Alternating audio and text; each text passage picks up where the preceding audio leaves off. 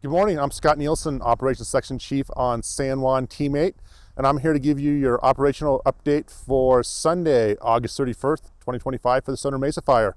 You may notice a little different background today. We are at Drop Point 2, which is our spike camp on the Stoner Mesa Fire, and this has been in place for a couple weeks, but the cool thing about this place is the logistical support that supports the firefighters on the ground. There's a logistics team that's been hard at work for the past few weeks here, and they support, right now about 200 firefighters and up to 400 in the past few days with food, fuel, water, hand wash stations, showers, laundry. So it's pretty amazing that, beyond the operations, there's a lot of people in the background that support the firefighters out in the ground.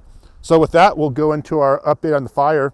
Starting in Stoner Creek yesterday, we completed our primary control lines around the Stoner Creek subdivision. That is huge. So we have completely finished control lines around the subdivision. And we've also completed our secondary containment lines. And that just allows us to be really confident that should this fire move in the Stoner Creek area, that we have plans in place to suppress the fire and control the fire and really reduce the impacts into the Stoner Creek subdivision. Coming around into the northern side of the fire, Division Alpha, we've continued to mop this up. There's been not a lot of heat, but we continue to patrol, work on that. And then coming into the Stoner Creek Trail, continue to snag that. And that, again, is just going to keep the trail open once once the closure is lifted on the forest.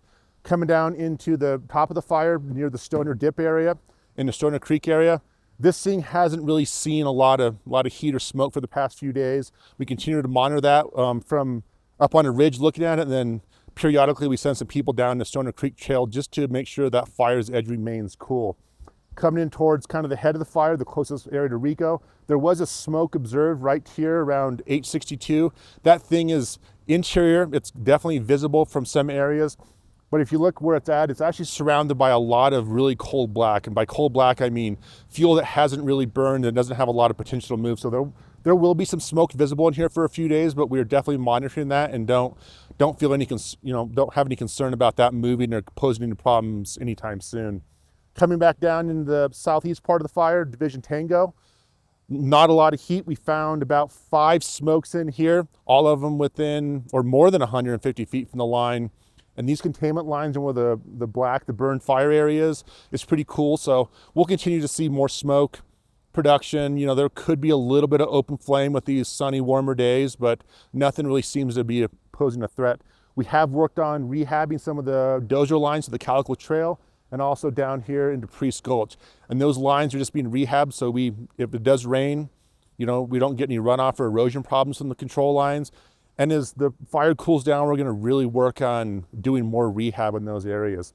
Coming down here on the southwest portion of the fire also remains cool. We have snagged the 547 road. We're working to keep that open in the future. A lot of trees across the road, so we're using dozers and hand crews and falling modules to remove those trees from the fire area.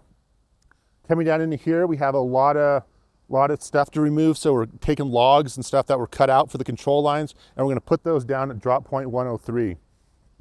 Coming down in here, there's more chipping going on, and then we're just really looking to make sure these lines remain viable.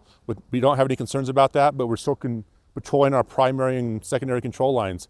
With that, thank you for tuning in, and we'll give you an update tomorrow. Thank you.